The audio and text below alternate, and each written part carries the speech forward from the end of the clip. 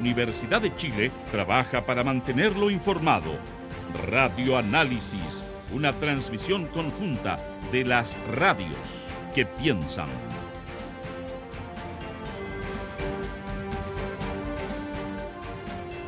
Son las 9:35.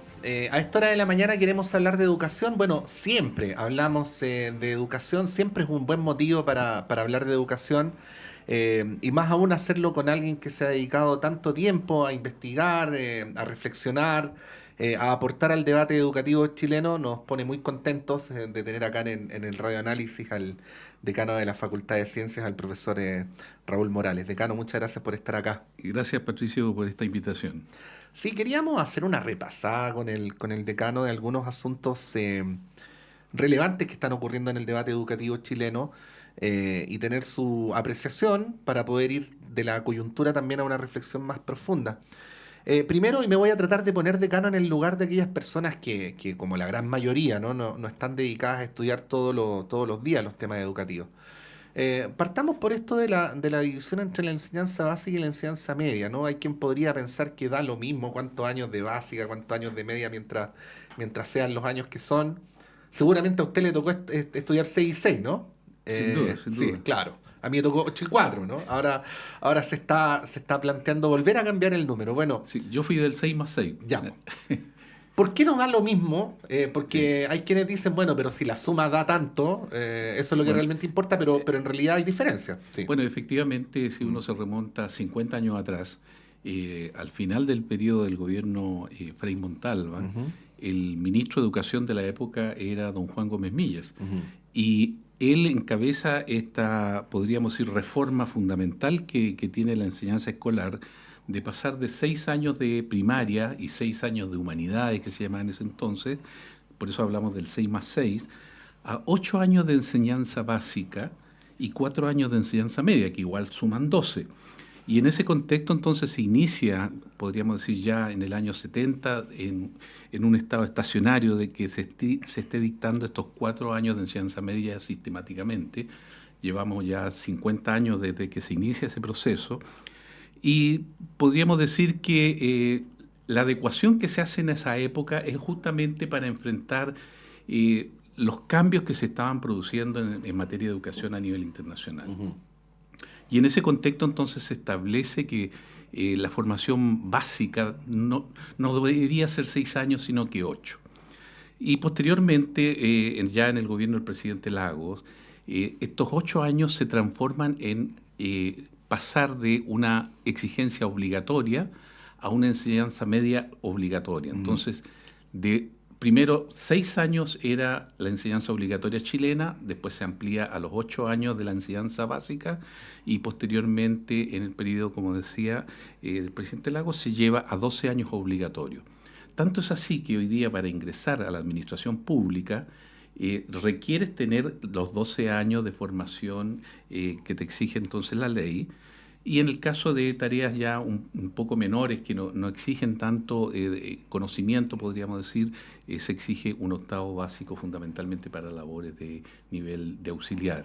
Sí. Pero eso marca diríamos, una realidad nacional. Quienes requieren ingresar al sistema público como un piso mínimo deben tener 12 años de estudio y que también para los que van a ingresar a la educación superior. Sí. Ahí, decano, uno ve cómo retrocede en las prioridades de los programas educativos, de las mallas, historia, filosofía, educación cívica, otros, ¿no? Y hay un fuerte énfasis en matemáticas y comunicación y lenguaje, ¿no? Se habla de un relato de poder priorizar sujetos que tengan capacidad operativa, ¿no? Funcionales, ¿no? Funcionales se dice en términos técnicos. Claro. Pero nos estamos dando cuenta de los problemas que se producen cuando las personas pierden capacidad de abstracción o de reflexión. Esto tiene que ver desde la lectura desinformada de los medios de comunicación hasta otros ámbitos, ¿no? ¿Cómo ve eso en relación a los desafíos que tiene no solamente la sociedad chilena, sino la humanidad con estos tremendos avances tecnológicos que están produciéndose? Bueno, mira, Comentarte primero que estos 12 años de estudio obligatorio, que podríamos decir que corresponden a la formación básica y media, estos 12 años es internacional. En todos los países, los niños de 6 años ingresan ya al sistema formativo sistemático y egresan aproximadamente a los 18 años. Y algunos países tienen un esquema de 6 más 6, otros de 8 más 4, otros de 6 más 4 más 2, dejando los últimos 2 años de una preparación más bien para estudios universitarios o de educación superior. Ese es el esquema general. Sin embargo, nosotros debemos ser muy críticos con lo que ha pasado en estos 50 años, porque todos los estudios internacionales de la OCDE, por ejemplo, en donde más de 60 países se comparan en muestras aleatorias de cómo la ciudadanía o la población está entendiendo esta formación básica que tú hablas, de unas matemáticas, de un lenguaje o sistemas informáticos mínimos de operación en el día de hoy. Y Chile está muy mal. Chile está dentro del cuarto más bajo de estos 60 y más países, lo cual muestra que se ha denominado que nuestra población tiene un gran porcentaje de analfabetismo funcional.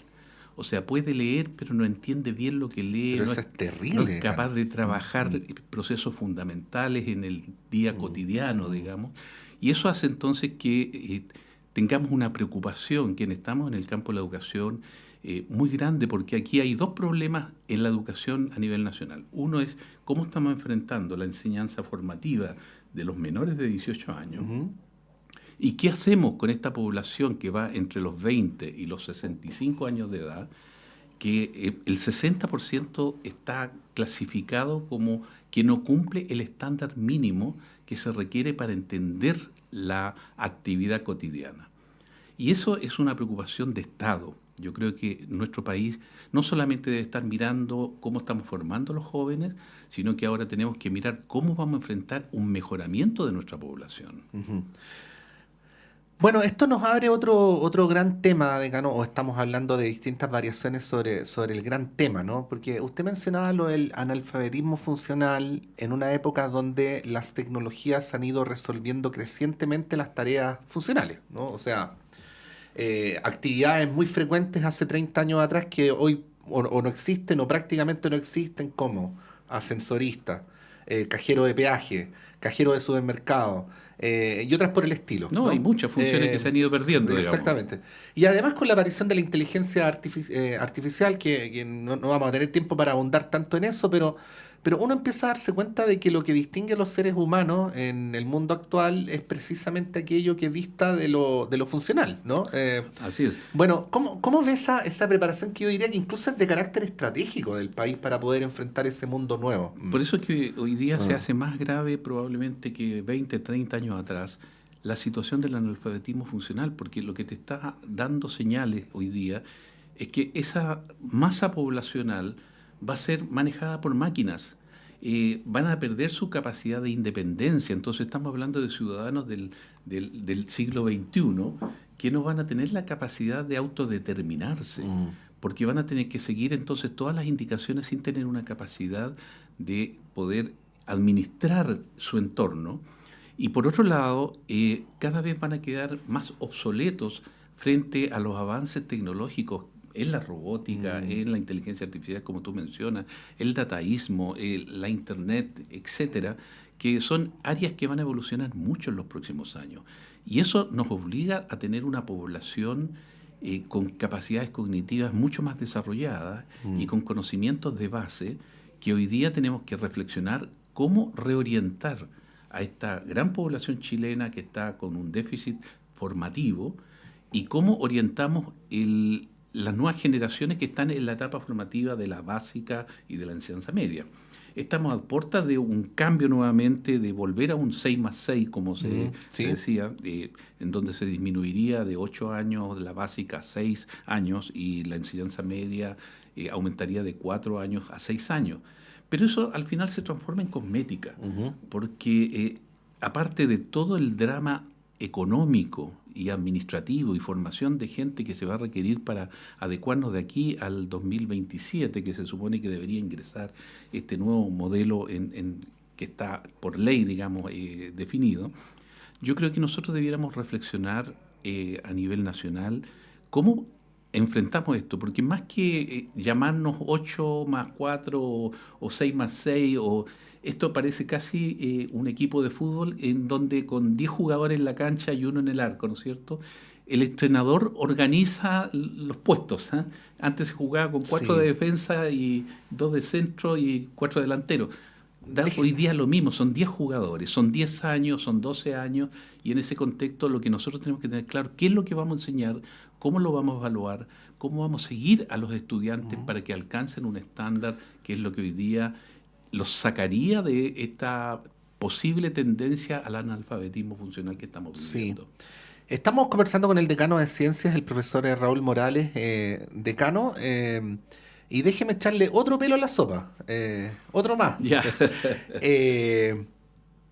Uno tiene la percepción de que tampoco se nos está formando para vivir en comunidad, que es una cuestión relevante para los proyectos estratégicos de la sociedad, ¿no? O sea, más allá de ciertos factores estructurales, pero lo que tiene que ver con lo estrictamente educativo, ¿no? Para entender que la actividad que uno realiza tiene que ver con otras actividades, ¿no? Con que uno es parte de un colectivo que realiza Así es. distintas actividades para la obtención de un resultado. Bueno, todas esas cosas están fuera de la dimensión operativa, que es una dimensión por definición ensimismada, ¿no? Bueno, ¿cómo ves ese otro aspecto, ¿no? Que también debería estar contenido, pienso yo, en la formación de nuestros Sí. ciudadanos y ciudadanas del futuro? Bueno, efectivamente, el concepto de ciudadanía ha ido cambiando. Yo me recuerdo en mi años de estudio ya hace mucho tiempo, en que este concepto de ciudadanía se abarcaba a través de la educación cívica. Hoy día requerimos mucho más, requerimos una educación científica para la ciudadanía, porque el mundo cotidiano, cada vez la ciencia y la tecnología se hace más partícipe en nuestros hogares, en nuestros ambientes laborales, etcétera. Y un tercer componente es lo que podríamos llamar la educación ambiental, porque hoy día sabemos que nuestro planeta es finito, nuestro planeta hoy día requiere de permanente observación de los cambios que estamos nosotros introduciéndole. Hoy día tenemos grandes problemas que ya partieron hace 30, 40 años atrás, como fue el agotamiento de la capa de ozono, después cómo ha venido el tema del calentamiento global. Hoy día se está superponiendo todo el tema del plástico y el microplástico que se está distribuyendo por la faz de la Tierra, afectando las poblaciones marítimas y las poblaciones terrestres. Entonces tú te das cuenta que para poder vivir en sociedad, como tú dices, este concepto de educación ciudadana ya requiere 3 vertientes. La vertiente de la educación cívica, que nos permite democráticamente arreglárnosla como grupo. Por otro lado, la educación científica ciudadana para poder entender todos los productos y todas las acciones que hoy día nos permiten vivir en un mundo más sano, en una alimentación más sana, etcétera. Y el tema de la educación ambiental, que viene como la tercera vertiente, entonces, a reconocer que hoy día formamos parte de un ecosistema global. Ya no somos los únicos y los principales, sino que si no se mantiene este equilibrio, nos afecta como especie. Entonces son grandes temas que hoy día tenemos que tenerlos en la educación escolar. Por eso tiene que haber un diálogo permanente, ¿no? entre las reformas en educación y las reformas que se van produciendo a nivel social o a nivel epocal. Bueno, y en esto los profesores y profesoras juegan un rol fundamental, decano. Aprovechemos de contar bueno, que las pedagogías científicas están cumpliendo 20 años en la Universidad de Chile. Es muy importante la formación de los profesores y profesoras. Bueno, ¿cómo ve usted este mismo debate aplicado a quienes tienen que liderar la formación de nuestros niños y niñas? ¿Se está reflexionando a nivel universitario? ¿Se están haciendo estas innovaciones para preparar a estos profesores para este nuevo tiempo, para este tiempo distinto? Mira, yo creo que se hace necesario, así como estamos de los pactos fiscales, se hace necesario un gran pacto educacional a nivel de Estado. No es posible ya que nuestras materias educativas se vayan tratando por ciclos presidenciales, por así decirlo. Yo creo que la educación es uno de los grandes temas que avanza en décadas. Y en ese concepto yo creo que tenemos que generar un sistema nacional de educación que sea mucho más coherente, que sea más inclusivo y donde hoy día las universidades estén más presentes, puesto que son los que están formando a los profesores del futuro, podríamos decir, ¿no es cierto? Y por otro lado, tenemos que tener una muy buena relación con la ciudadanía para cambiar la valorización del profesor en el aula, el profesor en el colegio. Hoy día hay podríamos decir, una denostación pública que se ha venido generando en el ámbito del rol del profesor escolar, y que eso está dañando profundamente nuestra sociedad, en la medida que no somos capaces de entregarle el rol que le corresponde, que después de los padres, los profesores son los que están ayudando a formar las generaciones. Y si eso no es capaz de reconocerse y se lleva al conflicto, como ha ocurrido muchas veces entre apoderados y profesores, eso está haciendo un daño enorme a la educación y a la formación de nuestra ciudadanía. Sí. Bueno, dentro de las transformaciones, decano, que se han ido haciendo de carácter institucional, está el viejo, para decirlo resumidamente, traspaso de los colegios al ministerio, ¿no? Así se dice resumidamente, 1981. Y luego vino produciéndose una reflexión crítica respecto a que esta mirada centralizada del sistema educativo no daba cuenta de las especificidades territoriales, de cómo se le podía dar más importancia a las comunidades o a las bases en los proyectos educativos. Y de ahí surge esta idea que resumida es desmunicipalización, ¿no? Que es el traspaso de los colegios desde las municipalidades al Mineduc, pero para generar estos órganos descentralizados. Bueno, algunos de los mismos alcaldes que bregaron por esto ahora dicen que se ha mal implementado, que es mejor no ir tan rápido. ¿Cómo podría explicar sintetizadamente, porque este tema que estamos abriendo, decano, da para hablar todo el día, Así es. de cómo una idea que parecía tan buena en el papel termina produciendo estas dificultades en su implementación?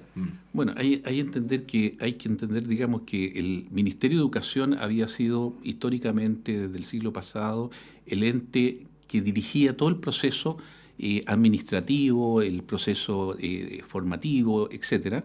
Y viene entonces esta reforma de los años 80, donde se cambia a la municipalización para desprenderse desde el ministerio hacia una responsabilidad focalizada en las municipalidades, cuestión que da a la gran diversidad y heterogeneidad, digamos, de nuestras municipalidades a nivel nacional, en cierta medida fue un fracaso anunciado. Sí. ¿Ya? Porque, especialmente en presupuesto. Exactamente, sí. Porque incluso se apropiaron de un presupuesto que debería haberse abordado para la educación, y hubo una serie de conflictos, como tú recordarás, que se fueron generando incluso con los propios cuerpos de profesores en las distintas localidades.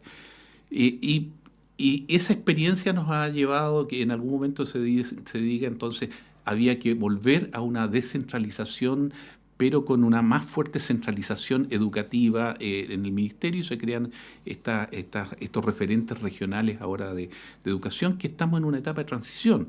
Se dijo, por gradualidad vamos a ir transfiriendo de los municipios a estas unidades regionales.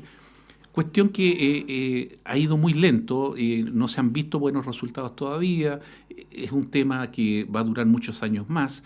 Hay municipalidades que lo estaban haciendo bien y se sienten hoy día amenazados que en su sector puedan hacerse las cosas mal. Entonces hay una serie de dificultades que yo creo que a través del diálogo y la conversación y en este pacto nacional que yo te planteaba, debería ratificarse los procesos que van a poder proyectarse como más eficientes.